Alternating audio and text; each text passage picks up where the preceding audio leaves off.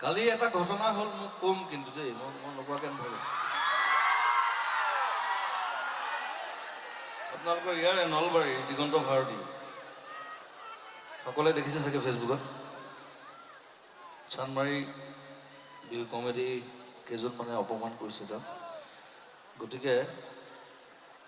মই বেছিকে নকওঁ বেছিকে ক'লে মই গালি দিম গতিকে